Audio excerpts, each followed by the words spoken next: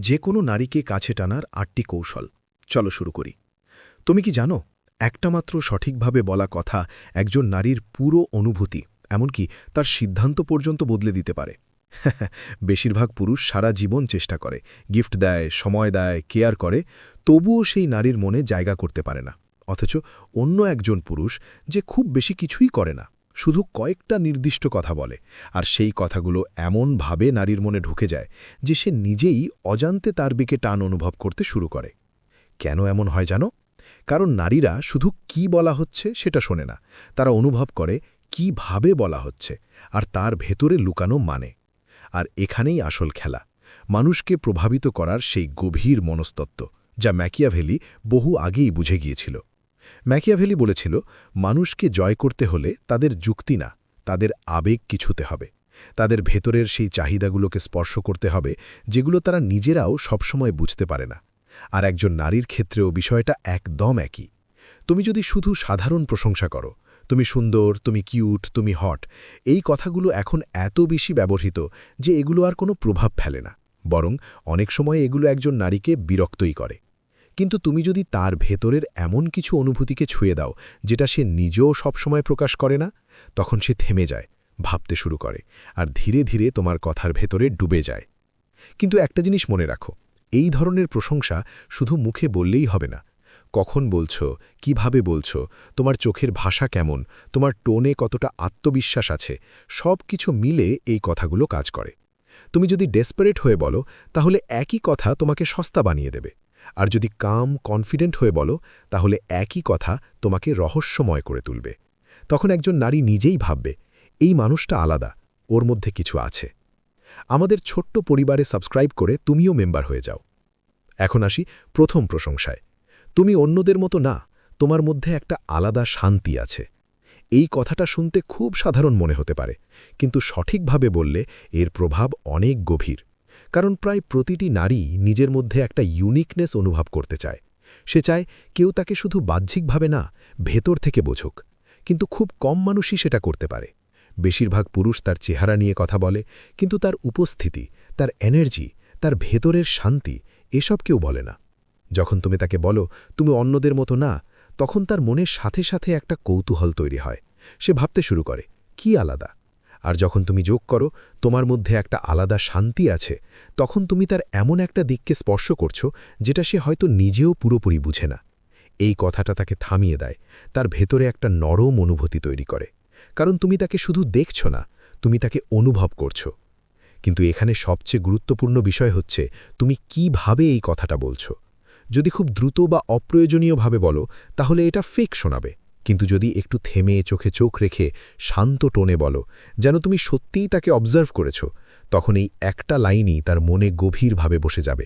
সে হয়তো বাইরে থেকে কিছুই বলবে না, কিন্তু ভেতরে ভেতরে সে এই কথাটা বারবার মনে করবে।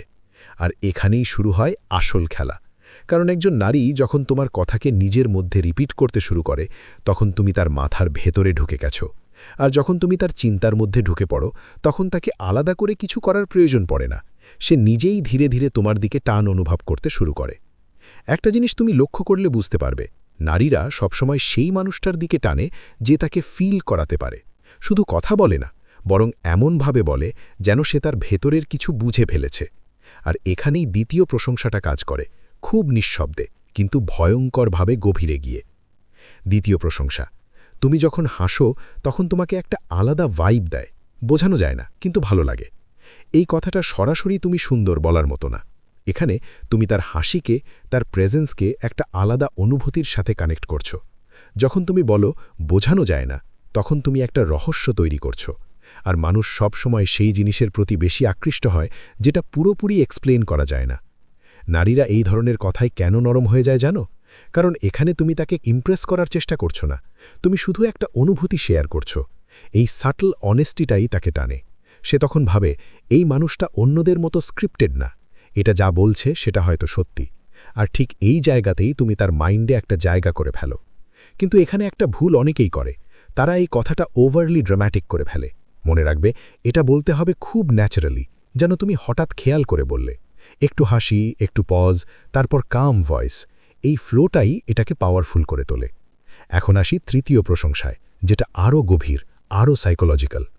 তৃতীয় প্রশংসা, তুমি খুব বেশি কিছু বলো না, কিন্তু তোমার মধ্যে একটা কনফিডেন্স আছে যেটা ইজিলি পাওয়া যায় না। এই লাইনটা সরাসরি তার পার্সোনালিটিকে টার্গেট করে। আর পার্সোনালিটি বেসড কমপ্লিমেন্ট সবসময় অ্যাপিয়ারেন্স বেসড কমপ্লিমেন্ট থেকে বেশি ইম্প্যাক্ট ফেলে। কারণ একজন নারী জানে তার সৌন্দর্য নিয়ে অনেকেই কথা বলবে, কিন্তু তার সাইলেন্স, তার প্রেজেন্স, তার কনফিডেন্স, এই জিনিসগুলো খুব কম মানুষ নোটিস করে। আর যখন তুমি সেটা নোটিস করো, তখন তুমি অটোম্যাটিক্যালি আলাদা হয়ে যাও। এই কথাটা শোনার পর তার মনে একটা সাটল ভ্যালিডেশন তৈরি হয়। সে ভাবে, আমি যেমন ঠিক তেমনটাই কেউ বুঝেছে।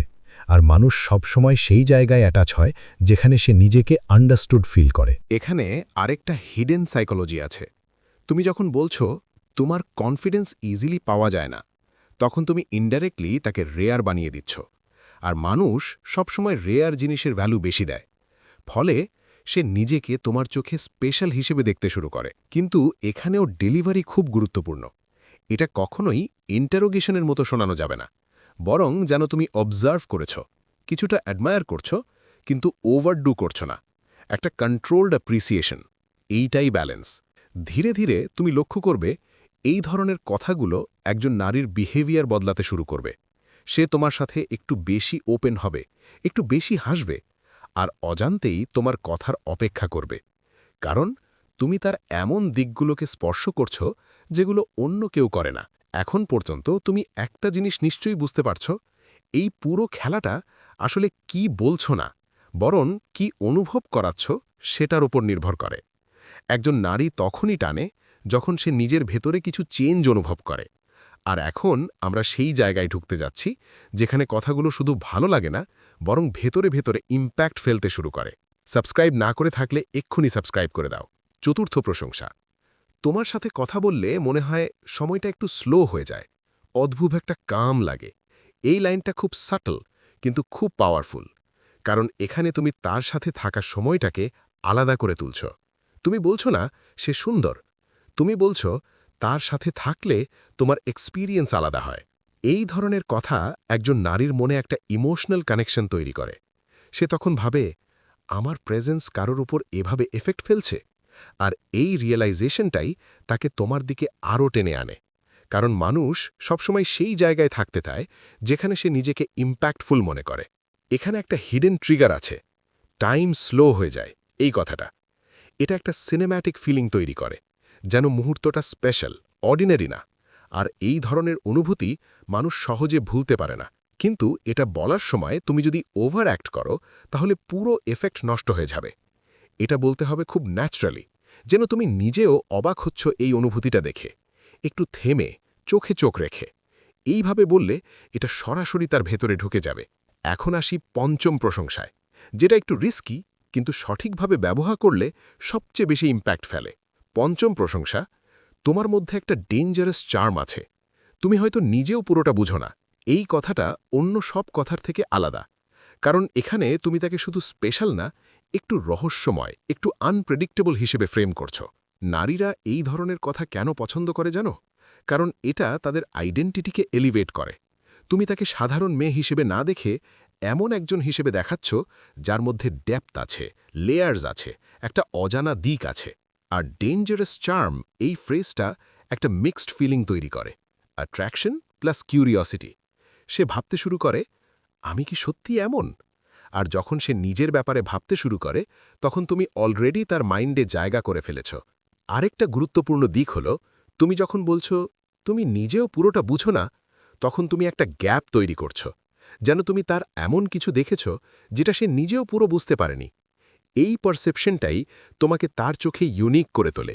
কিন্তু এটা খুব কেয়ারফুল হয়ে ব্যবহার করতে হবে, কারণ যদি ভুল টোনে বলো, তাহলে এটা ক্রিপি বা ফেক শোনাতে পারে। তাই এটা বলার সময় তোমার এক্সপ্রেশন কাম, কনফিডেন্ট আর স্লাইটলি প্লেফুল হতে হবে। এই দুটা প্রশংসা 4 আর 5 একসাথে কাজ করে ইমোশনাল লেভেলে। এখানে অ্যাট্রাকশন শুধু সারফেসে থাকে না, বরং একটু গভীরে চলে যায়।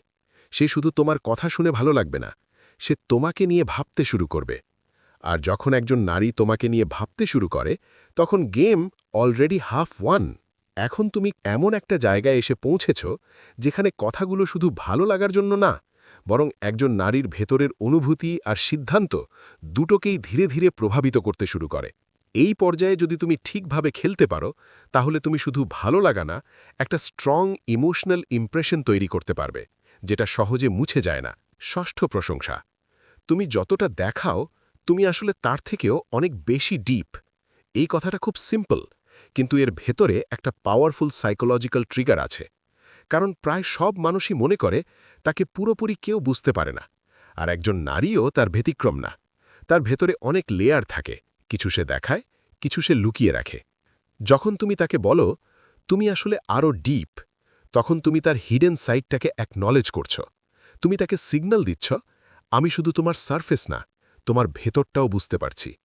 এই ফিলিংটাই তাকে তোমার দিকে ওপেন হতে বাধ্য করে। কারণ মানুষ স্বাভাবিকভাবেই সেই জায়গায় যেতে চায় যেখানে সে নিজেকে আন্ডারস্টুড মনে করে। এখানে একটা ইন্টারেস্টিং সাইকোলজি কাজ করে। সে তখন নিজেই ভাবতে শুরু করে, আমি কি সত্যি এতটা ডিপ? আর এই সেলফ রিফ্লেকশন তাকে তোমার কথার সাথে ইমোশনালি অ্যাটাচ করে ফেলে।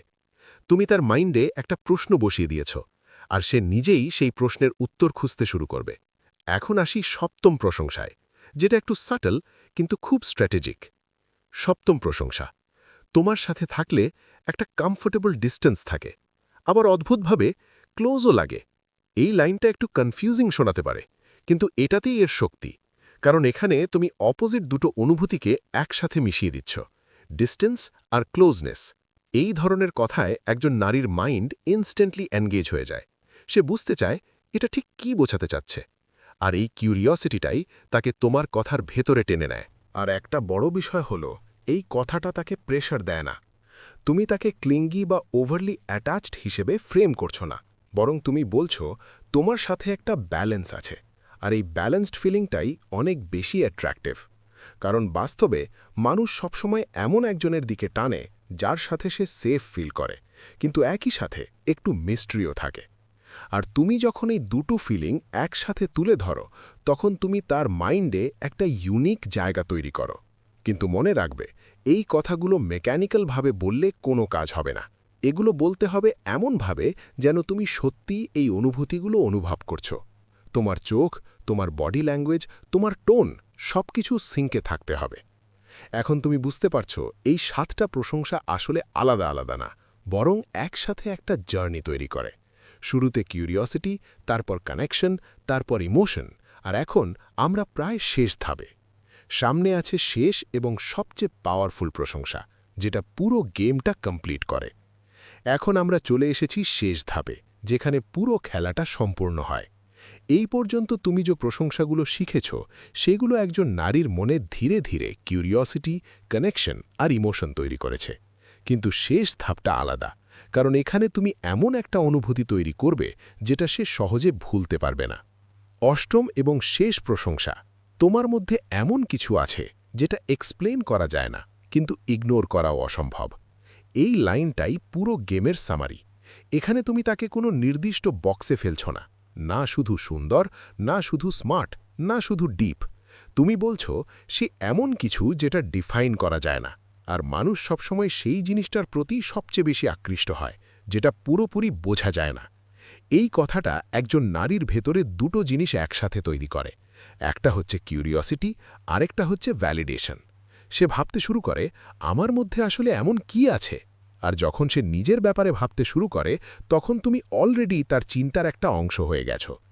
এখানে সবচেয়ে ইন্টারেস্টিং বিষয় হলো, তুমি কিছুই ফুললি এক্সপ্লেইন করছো না, তুমি একটা ওপেন লুপ রেখে দিচ্ছ।